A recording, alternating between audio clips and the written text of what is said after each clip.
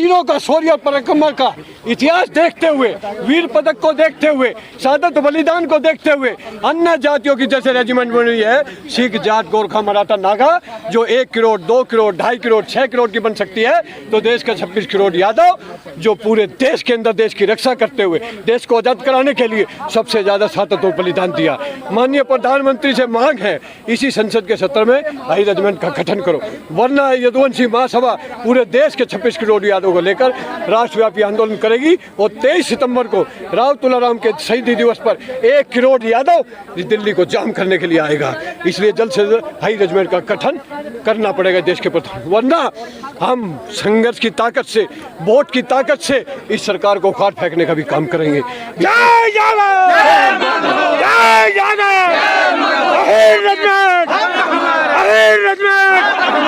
क्या इसका कोई ज्ञापन दिया है आपने आज? ज्ञापन कहा, ज्ञापन दिखाओ मेरे को, तो ज्ञापन दीजिए। ये हमारा ज्ञापन है आज प्रधानमंत्री और रक्षा मंत्री के नाम कि इस मांग को जल्द से जल्द पूरा किया जाए, वरना इस देश की सरकार कहती है जातिवाद खत्म करो। हम कहते हैं कि सेना में जो जातियों के नाम से रेजिमेंट है उनको खत्म कर दो, हम अपनी मांग को वापस ले लेंगे। अगर उनकी रेजिमेंट खत्म नहीं होती, उनसे ज्यादा शहादत और बलिदान हमारा है, तो हाई रेजिमेंट का भी गठन करिए, नहीं तो हम राष्ट्रव्यापी आंदोलन कर इस सरकार को वोट की ताकत से भी हराने का काम। लोगों का कहना है कि आखिर हाई रेजिमेंट क्यों बनाई जाए? हाई रेजिमेंट इसलिए बनाई जाए, आपने कभी उन लोगों से पूछा कि सिख जाट राजपूत और मराठा नागा महार इनका क्या योगदान है तो उनकी रेजिमेंट बना दी गई? उनका रेजिमेंट भी कोई शहादत बलिदान का होगा तो उनकी बनाई होगी, जब उनसे ज्यादा हमारा है। आप गूगल पर डाल के देख लीजिए, 1962 में अगर 114 वीर एक ही कौम के अगर ये जंगला की चौकी को नहीं बचाते तो ये जम्मू और कश्मीर पंजाब तक कब्जा हो जाता। 1947 में बडगांव में 55 हीरों ने पाकिस्तान के 800 पठानों को मार के और श्रीनगर एयरपोर्ट को और श्रीनगर को बचाने का काम किया। क्या लगता है आप संसद भवन हमले में किसने बचाया? जेपी यादव ने। अक्षरधाम मंदिर सुरेश यादव कमांडो ने बचाया। कारगिल योगेंद्र यादव जो सबसे कम उम्र में जीते जी परमवीर चक्कर मिला। अक्षरधाम मंदिर के बाद बॉम्बे ताज हमला किसने किया? कसाब को जो गुद्दी से पकड़ के लाया था जिल्लूराम यादव, तुकाराम यादव, वो पकड़ के लाए थे। सर्जिकल स्ट्राइक का जो कमांड किसके पास थी? यादव समाज के कपिल यादव, मोहित यादव जो सर्जिकल स्ट्राइक को करके आए थे पाकिस्तान में। जब सबसे ज्यादा इस महीने के अंदर 4 यादव शहीद हुए, हर रोज हमारे शहीद हो रहे हैं। तो आपको क्या लगता है इस प्रोटेस्ट के बाद सरकार आपकी बातों की तरफ ध्यान देगी? देखिए, आज सबसे बड़ी पंचायत जो चल रही है लोकसभा राज्यसभा, उसके अंदर इस बार 5 सांसदों ने उठाया। हरियाणा विधानसभा में 10 विधायक ने उठाया, राजस्थान में विधानसभा में 4 विधायक ने उठाया और वहाँ से प्रस्ताव पास करके भेज रहे हैं। लोकसभा में राज्यसभा में सांसद उठा रहे हैं। कहीं ना कहीं अब हम अपने सांसदों पर दबाव बनाकर एकजुट कर एक प्रस्ताव प्राइवेट बिल लाकर उसको संसद में रखा जाएगा और सभी सांसदों ने उस पर ताली बजाकर उसका स्वागत करना पड़ेगा, चाहे वो किसी भी बिरादरी का। क्योंकि हम क्या मांग रहे हैं? ना आरक्षण, ना सत्ता। हम सीमा पर जाने के लिए कांधे पर नाम मांग रहे हैं पूरे देश के 140 करोड़ लोगों की रक्षा के लिए, वो हमें लेना है। आज आप कहते हो राष्ट्रपति की बॉडीगार्ड में 75 साल से 3 ही जातियाँ भर्ती होती हैं, सिख जाट और राजपूत। क्या यादव गुज्जर सैनी तेली कोली कुमार ये वीर नहीं होते? इनका योगदान नहीं देश में? तो जातिवाद इस मोदी को सबसे पहले सेना में हटाना चाहिए। और जो सबसे पहला व्यक्ति राजा बना हुआ महामहिम राष्ट्रपति जो घोड़ों पर चलते हैं 75 साल से, आप भी अगर नहीं जानते तो जान लीजिए, उसमें कॉलम निकलता है सिख जाट राजपूत ही उसकी भर्ती कर सकता है, उसके अलावा कोई उसमें नहीं जा सकता। तो ये जातिवाद नहीं तो क्या? सेना में कांधे पे यादव हम हैं, हमारे पे जाट लिखा हुआ। क्यों लिखा हुआ? हम भारत की रक्षा करते हैं, जाट की रक्षा नहीं करते।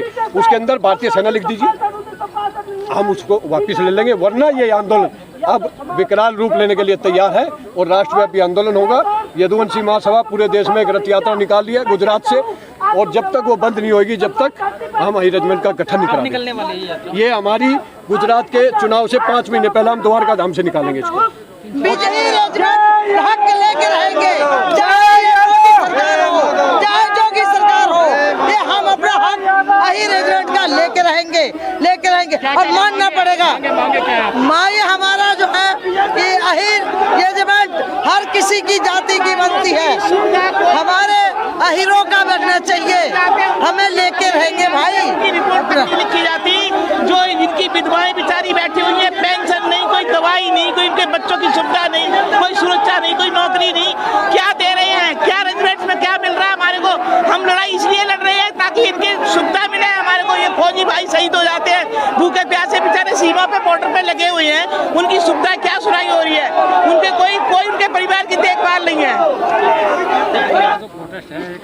इससे क्या आप भारतीय सेना में अहिर रेजिमेंट का गठन हो।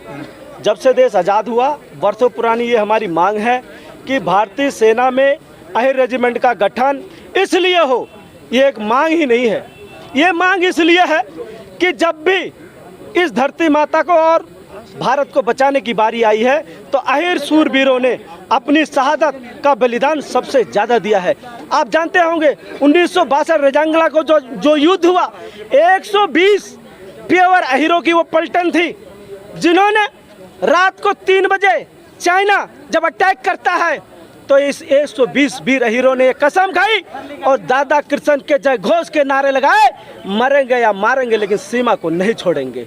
उन्होंने जब चाइनीजों ने 7 बार अटैक किया तो उनको 7 बार भगाने का काम किया और 114 वीर अहिरों ने अपने सीने में गोली खा करके जम्मू और कश्मीर और गलवान की घाटी को बचाने का काम किया।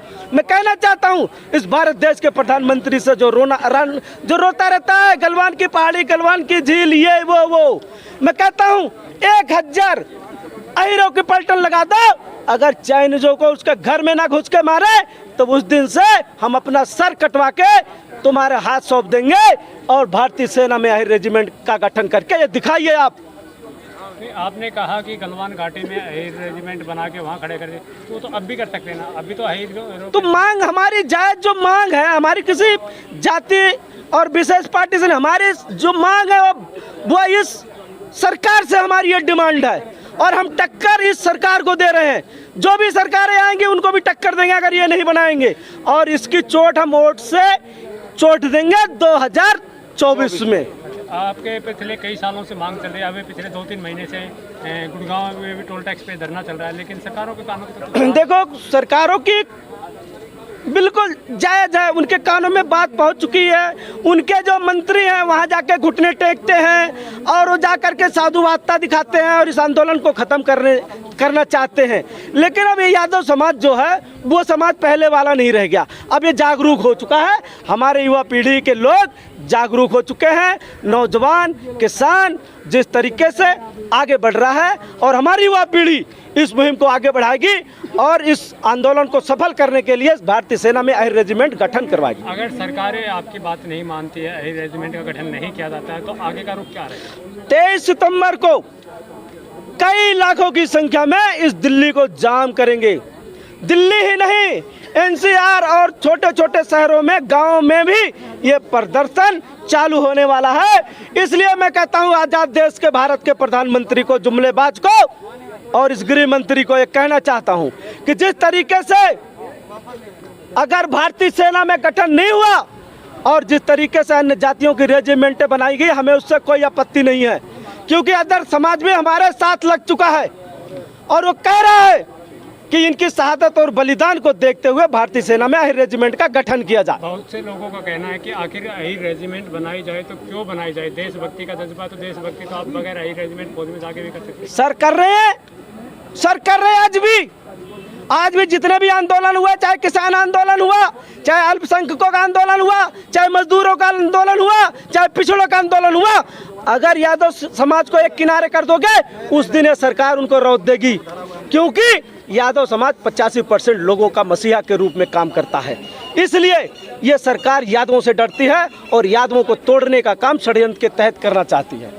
अगर यादवों से डरती है, यादवों को तोड़ने का काम करती है, तो फिर मांगे क्यों नहीं मानी जा रही है? मांग इसलिए नहीं मानी जा रही है, पहले भी अंग्रेजों ने यही षड्यंत्र किया, क्योंकि ये मार्शल जाति है, हर और हल्दर की जाति है, इसकी रेजिमेंट को तोड़ दो, इसकी रेजिमेंट को ना बनाओ। और जिन लोगों ने चाटुकारिता करी, चापलूसी करी, उनकी रेजिमेंटें बरकरार है। जाति और धर्म के नाम पे क्या है रेजिमेंटें? जितनी भी रेजिमेंटें आप सब लोगों को पता है, तो हमारी क्यों तोड़ दी गई? हमारे में क्या खासियत थी, जबकि सबसे ज़्यादा शहादत और बलिदान हमारे लोगों ने दिया इस देश के लिए।